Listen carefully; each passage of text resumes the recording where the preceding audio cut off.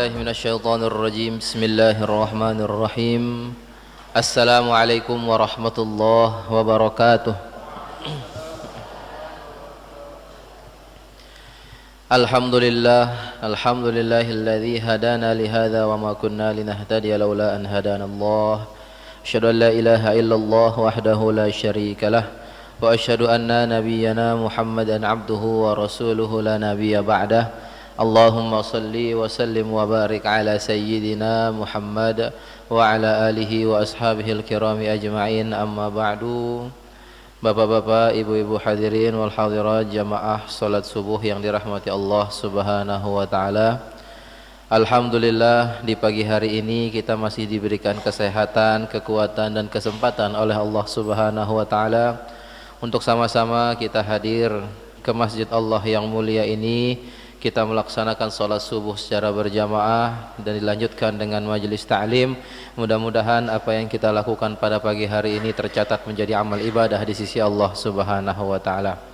Kedua, tentu salawat serta salam senantiasa kita haturkan pada junjungan alam, seluruh keluarga, para sahabat serta para pengikutnya hingga akhir zaman. Mudah-mudahan dengan barokah salawat yang senantiasa kita baca menjadi salah satu asbab kita mendapatkan syafaat beliau di yaumil qiyamah nanti. Amin ya rabbal alamin. Bapak ibu hadirin wal hadirat jamaah salat subuh, jamaah majelis ta'lim yang dirahmati Allah subhanahu wa ta'ala. Alhamdulillah, pagi ini merupakan pagi yang keempat di bulan suci Ramadan. Berarti kita sudah melaksanakan 3 hari ibadah puasa. Alhamdulillah lancar ibu-ibu nggih. Alhamdulillah. Biasa njak lamun masih telujul masih mewah-mewah sit nyaur. Emak lamun akhir-akhir aja Indomie doang jari. Kadang air putih juga semai. Karena badan sudah terbiasa. Jadi nyaur si air putih dait kurma niki wah cukup. Tapi di akhir-akhir makin jak masihin kaduna. Alhamdulillah. Luar biasa kita adakan majelis ta'lim, majelis zikir seperti ini. Dari setelah sholat subuh berdiam diri di masjid, kita muzakarah, setelah itu kita laksanakan sholat sunnah. Nah, ini mungkin ada pertanyaan, sholat sunnah apa yang kita kerjakan setelah kita selesai muzakarah? Ada sholat sunnah isyraq, ada yang mengatakan duha, ada yang isyraq terus duha. Nah, kira-kira mana yang paling benar? Walaupun semuanya benar. Pertama, perlu kita ketahui bahwa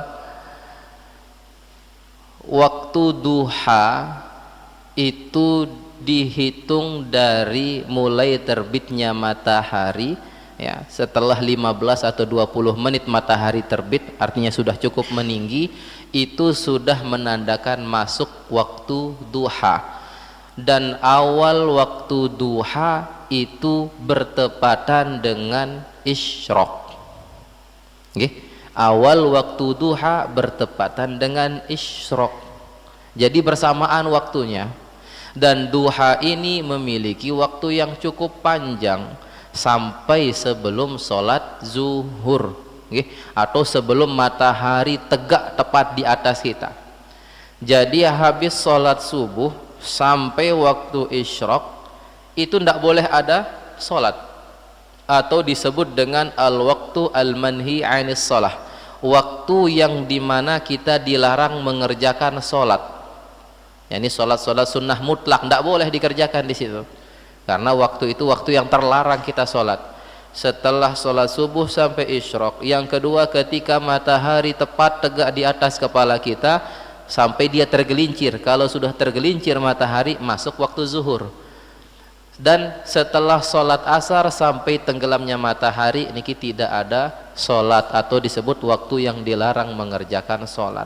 Nah, setelah matahari terbit dan cukup meninggi, atau sekitar 15-20 menit setelah matahari kelihatan, itu masuk awal duha atau waktu isyraq, dan disebut dengan awal duha.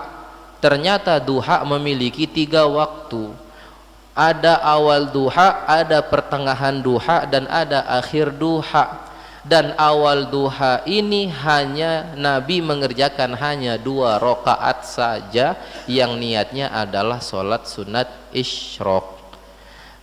Dan pertengahan duha disitulah baru duha yang paling afdol. Kapan itu? Pertengahan duha, saat matahari sudah 1/4 dan sudah mulai terasa panas. Disitulah baru waktu duha yang paling afdol. Disunahkan sholat sunnah duha 4 rakaat sampai 8 rakaat. Niki, dan itu dicontohkan Nabi, bahkan sampai ada yang membedakan antara waktu syuruk atau waktu isyraq dengan waktu duha, karena Nabi pun mengerjakannya setelah sholat subuh. Beliau berzikir, berdiam iktikaf di dalam masjid. Begitu masuk waktu isyraq, beliau bangun sholat 2 rakaat.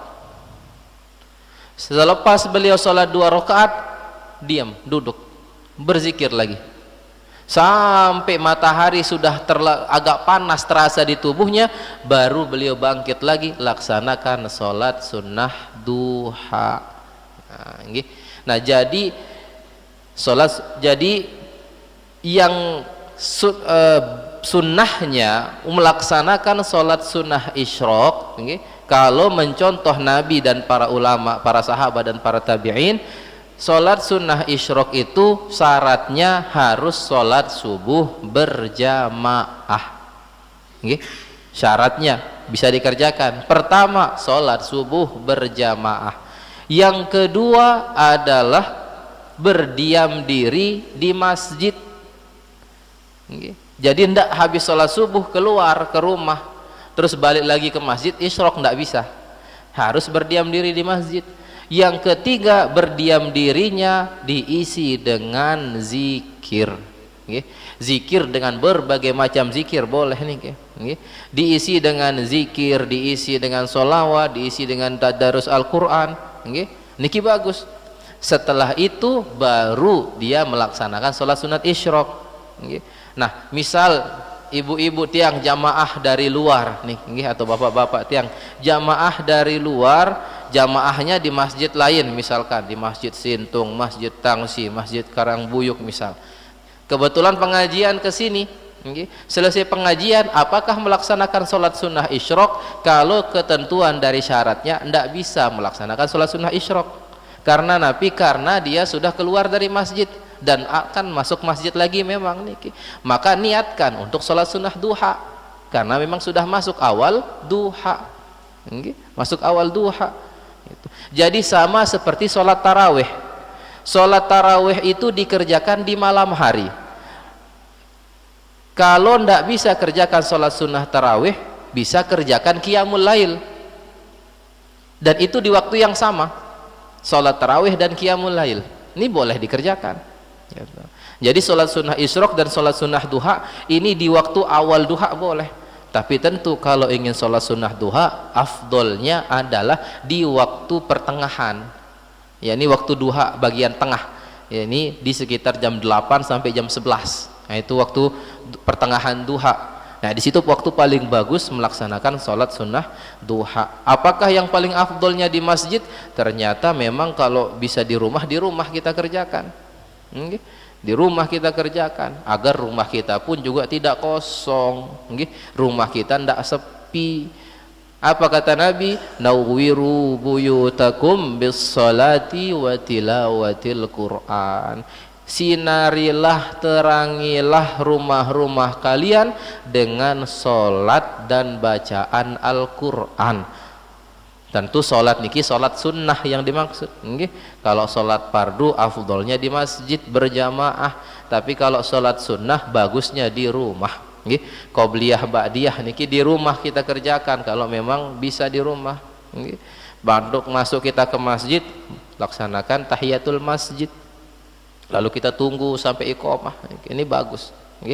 Bapak Ibu hadirin wal hadirat jamaah yang dirahmati Allah Subhanahu wa taala. Nah, ini biar kita paham setelah kita pengajian ini, kita tahu sholat apa yang kita kerjakan, akhirnya tidak bingung nanti kita. Masih dalam pembahasan tentang sholat tarawih. Sholat tarawih pada zaman 3 generasi terbaik. Pertama adalah zaman Nabi sallallahu alaihi wasallam. Nabi sallallahu alaihi wasallam melaksanakan qiyamul lail Ramadan di Masjid Nabawi. Kemudian ada beberapa sahabat yang mengikuti solat di belakang beliau, dan ini berlangsung selama 3 malam di awal malam bulan puasa. Malam pertama Nabi keluar sendiri, malam kedua ada sahabat ikut, malam ketiga makin banyak sahabat yang ikut sholat berjamaah bareng Nabi. Begitu malam keempat Nabi tidak keluar untuk melaksanakan sholat qiyamul lail tadi, sholat tarawih itu Nabi tidak keluar. Akhirnya para sahabat bingung, di malam keempat tidak keluar, malam kelima tidak keluar, malam keenam tidak keluar. Ditanyalah Nabi, ya Nabi, kami nunggu tiap malam ini, kenapa nggak ada keluar lagi untuk kita sholat tarawih? Nabi katakan, inni khasyitu an tufradu alaikum. Kalau aku keluar terus setiap malam bulan Ramadan, aku takut sholat tarawih jadi sholat fardu. Enggak, sholat tarawih jadi sholat fardu.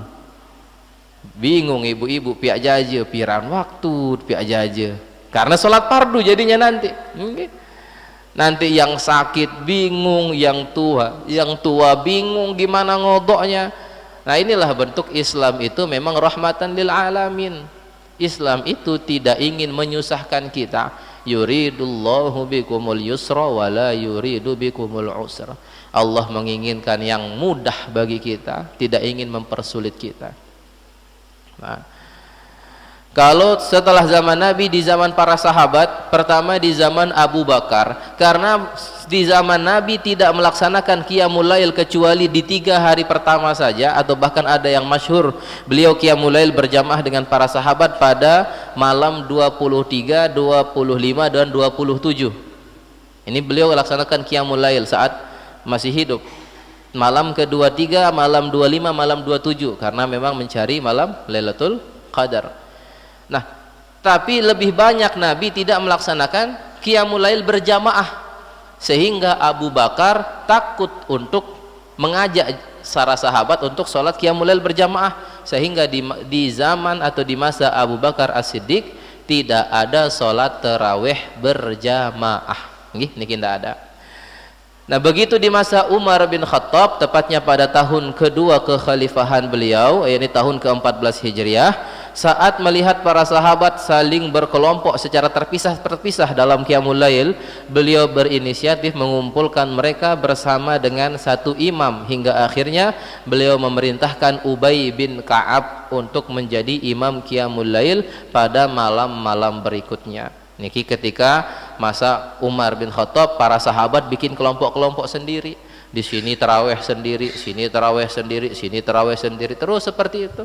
Akhirnya beliau sebagai seorang khalifah pemimpin khawatir umat akan terpecah belah karena masing-masing bikin kelompok-kelompok sendiri, dikumpulkanlah jadi satu, diminta Ubay bin Ka'ab untuk menjadi imam. Begitu pula di zaman Utsman bin Affan, beliau juga mengumpulkan para laki-laki dan bahkan perempuan juga untuk sholat dengan satu imam, sholat tarawih dengan satu imam. Imamnya ketika itu adalah Sulaiman bin Abi Hathmah. Dan di masa Ali bin Abi Thalib, beliau menjadikan satu imam untuk kaum laki-laki dan satu imam untuk kaum wanita. Kalau di zaman Abu Thalib ini jadi laki-laki terpisah dengan perempuan tarawihnya, yang laki-laki sendiri dengan imam laki-laki, yang perempuan sendiri dengan imam perempuan. Nah, ini di zaman para sahabat. Begitu di zaman para tabi'in, Abdurrahman bin Abi Bakar menjadi imam pada salat tarawih dengan 20 rakaat, dan beliau tidak kunut kecuali pada setengah kedua Ramadan, dan menghatamkan Al-Quran 2 kali selama Ramadan. Ini pada zaman tabi'in, dan inilah yang berlaku sampai di zaman kita, yakni melaksanakan qiyamul lail 20 rakaat dan kita kunut di pertengahan akhir, istilah balik ayat. Okay. Nah, itu kita kunut, ya, ini mengikuti para tabi'in. Perincian tentang fasal atau pada kunut witir. Okay. Perincian tentang fasal atau tata cara pengerjaan witir. Okay. Pengerjaan witir dapat dikerjakan 3 rakaat. 3 rakaat ini bisa 2 dan 1. Kalau witirnya 3 rakaat. Okay. Ada yang witir 5 rakaat, boleh 5 rakaat, maka dikerjakan 2 salam 1, atau 4 salam plus 1. Niki boleh. Okay. Atau kerjakan witir 7 rakaat, 2 salam, 2 salam, 2 salam, 1. Oke. Atau bisa mengerjakan 4 salam, 2 salam, baru 1. Ini kalau mengerjakan 7 rakaat. Atau bahkan 6 rakaat sekaligus sekali salam. 6 rakaat salam, baru 1 rakaat salam. Ini kalau yang 7 rakaat. Atau yang 9 rakaat pun sama, 2 2 2 2 2 2 1. Atau 4 2 2 1. Atau 4 4 1. Ini yang 9 rakaat. Atau 8 rakaat sekali salam, terus 1 rakaat. Ini yang mengerjakan witir 9 rakaat. Memang jarang, tapi ini dikerjakan. Dan Nabi paling banyak witir itu 11 rakaat. Salat witirnya Nabi paling banyak 11 rakaat. Bagaimana pelaksanaannya? Bisa dipisah 2 2 2 2 2 1 misalkan, atau 4 2 2 2 1, atau 4 4 2 1. Aku ini anu niki formasi bal, bukan formasi main bola niki 4 4 2 1 niki. Walaupun memang ada kesebelasan 4 4 2 1 dan pihak formasi niki. Nah, tapi ini jumlah rakaat tarawih, witir, cara mengerjakan witir. Atau mengerjakan 10 rakaat sekali salam, tutup dengan 1 rakaat sekali salam. Nah, ini cara pengerjaan sholat sunnah witir. Dan kita biasa mengerjakan witir 3 rakaat dengan kita fasal. Kita fasal artinya kita pisah antara 2 rakaat plus 1 rakaat. Kunut pada witir hukumnya adalah sunnah ab'ad dan disyariatkan sujud sahwi ketika lupa. Ini kunut tidak hanya pada witir, bahkan pada sholat subuh dalam mazhab Imam Syafi'i hukumnya sunnah ab'ad. Sunnah ab'ad itu adalah sunnah yang merupakan bagian daripada sholat tersebut, yang kalau kita lupa mengerjakannya ganti dengan sujud sahwi. Ini kalau untuk witir. Waktu di dalam mazhab Syafi'i kunut witir hanya disunnahkan pada separuh kedua bulan Ramadan, yakni mulai tanggal 16, malam ke-16, malam ke-16 sampai akhir ini kita disunnahkan untuk witir. Maka bagi imam-imam kami yang ada di lingkungan Banjar khususnya atau secara umum, yakni di pertengahan akhir bulan Ramadan disyariatkan kita untuk witir dan kunut di witir tersebut. Selanjutnya Bapak Ibu yang dirahmati Allah Subhanahu wa taala adalah hal-hal yang dimakruhkan saat puasa. Kemarin kita sudah bahas hal-hal yang sunnah kita lakukan saat puasa, mungkin hal-hal yang makruh yang kita lakukan saat berpuasa. Satu yang makruh kita lakukan adalah mengunyah sesuatu tanpa ada yang masuk ke perut. Mengunyah sesuatu tanpa ada yang masuk ke perut. Kemarin kami jelaskan bahwa bagian dari yang dimaksudkan membatalkan puasa rongga mulut adalah kalau tertelan. Kalau masih di luar dikunyah itu tidak batal puasanya. Apabila sampai ada yang masuk maka batal puasanya. Nah, ini hukumnya makruh, mengunyah sesuatu. Apa yang biasa dikunyah ini? Contoh misalkan pemain tinju. Pemain tinju itu ada semacam pelindung gigi, dan itu digigit biasanya nih. Itu saat berpuasa hukumnya tidak membatalkan puasa karena memang pelindung gigi ini tidak ditelan, tetapi memang disimpan di mulutnya, dikunyah gitu, digigit di gigi, itu enggak batal puasa, tapi makruh. Makruh. Kalau misalkan ada gigi yang berdarah, gigi berdarah bercampur dengan ludah kita lalu tertelan, nah ini bisa menyebabkan puasanya batal. Yang kedua adalah yang makruh, mencicipi makanan tanpa ada hajat dan tidak ada sedikit pun yang tertelan. Mencicipi makanan niki ibu-ibu, mencicipi makanan saat berpuasa niki hukumnya makruh. Kalau sampai tertelan hukumnya batal. Sekedik doang Pak Ustad kulun sale ujung lain lah tuh tetap makruh. Apalagi nyeket rasaan niki sekedik mu tetinjotan si anak mun belet terus sesidut batal puasa niki. Jadi kalau misalkan mencicipi saja boleh, tetapi hukumnya makruh. Nanti yang sarankan jangan dikerjakan, karena kalau dikerjakan pahala puasa kita berkurang, karena kita mengerjakan hal yang makruh. Yang ketiga yang menyebabkan puasa makruh atau yang makruh kita lakukan saat berpuasa adalah berbekam dan membekam orang lain. Bekam. Bahkan di sebagian mazhab itu bekam dan membekam, berbekam dan membekam itu hukumnya batal, puasanya batal, karena masuk bagian termasuk mazhab Maliki itu mengatakan berbekam dan dibekam, berbekam dan membekam itu aftarul hajim wal mahjum. Dalilnya berbukalah orang yang berbekam dan orang yang membekam. Ini dalam mazhab Maliki itu batal puasanya, tapi dalam mazhab kita itu tidak merupakan bagian yang membatalkan puasa, karena memang tadi alasannya adalah nyari penyakit. Walaupun memang bekam itu syar'i bagus, tetapi puasa itu menyebabkan tubuh kita lemas, serin tebaid darah, serin lemes, kemudian arak balungan hidup laun. Jadi tidak dianjurkan kita berbekam. Yang keempat adalah membuang air yang pertama kali masuk ke mulut saat berbuka puasa. Membuang air yang pertama kali masuk ke mulut saat berbuka puasa. Nah, tapi maksudnya nih, membuang air. Nah, apakah membuang air ini ke mumuh atau misalkan kita ke kamar mandi buang air? Nah, ini maksudnya ke kamar mandi buang air. Loh, kok makruh Pak Ustadz? Ini saat kita mulai berbuka puasa lalu kita langsung ke kamar mandi, kita buang air kecil, buang air besar, niki sebenarnya makruh. Kenapa? Karena hal ini akan menghilangkan berkah buka puasa tadi. Kenapa bisa orang ke kamar mandi saat setelah berbuka puasa luwek lalok sin berbuka? Luwek lalok musa sekedar ja insyaallah. Sekedar aja, ndak mungkin dia langsung ke kamar mandi, lagu lamun nyelegak sin berbuka aja, dan mansa sembayang maghrib pun tak jog jeding, ngengke yang doang to jeding, betapun tuh, la ilaha illallah. Nah, ini nanti hilang keberkahan dari puasa kita, karena kita diminta berbuka terus kita buang lagi.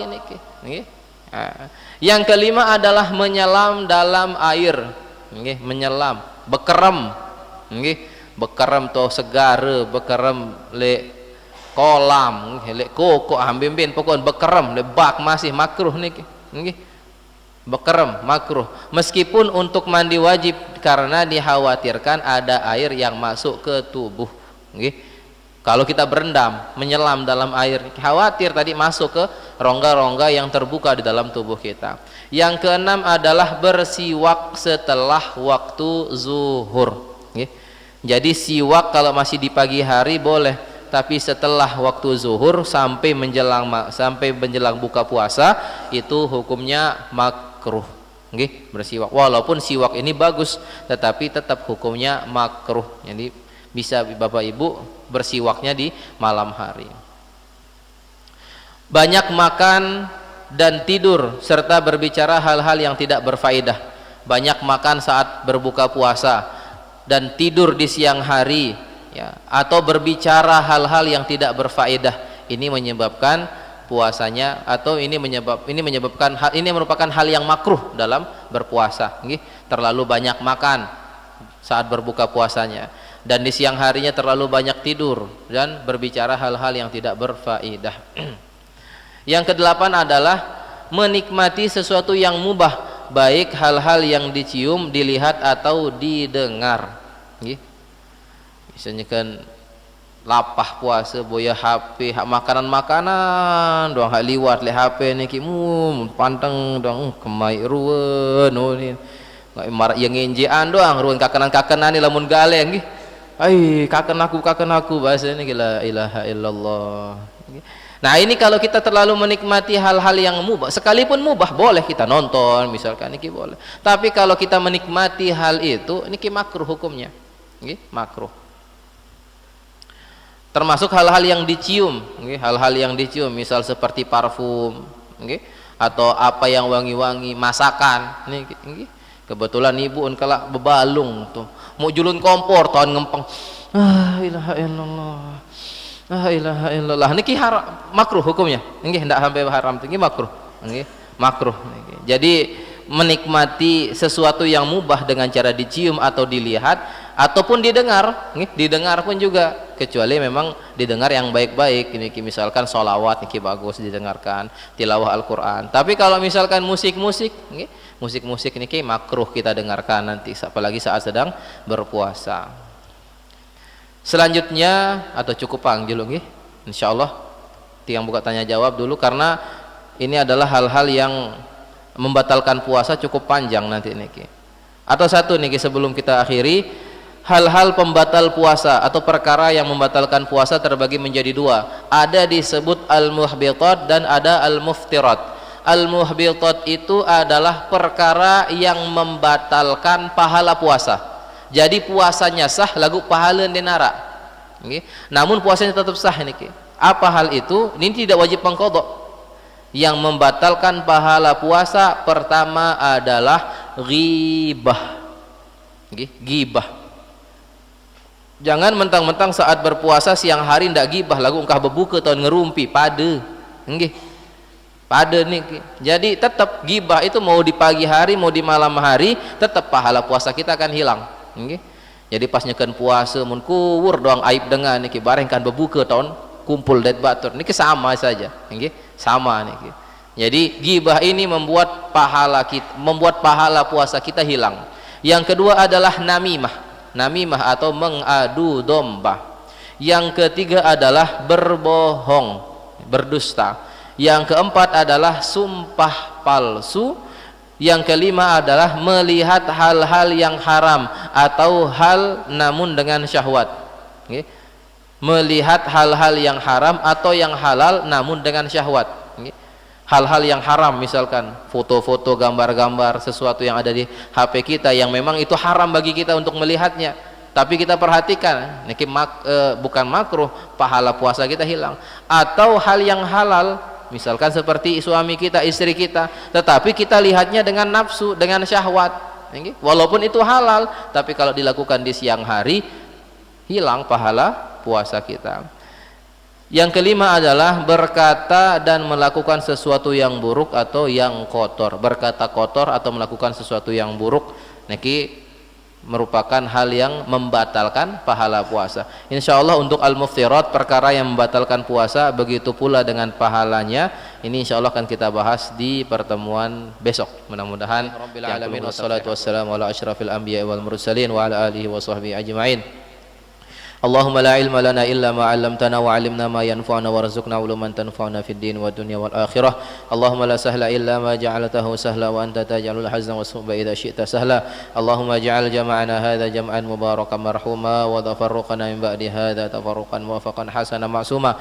Allahumma la tada' lana fi maqamina hadza dhanban illa ghafartah wa la hamman illa farajtah wa la daynan illa qadaitah wa la maridan illa syafaitah wa la jahilan illa 'allamtah wa la mu'assiran illa yassartah wa la حاجة من حوائج الدنيا والآخرة إلا يسرتها وقضيتها برحمتك يا أرحم الراحمين.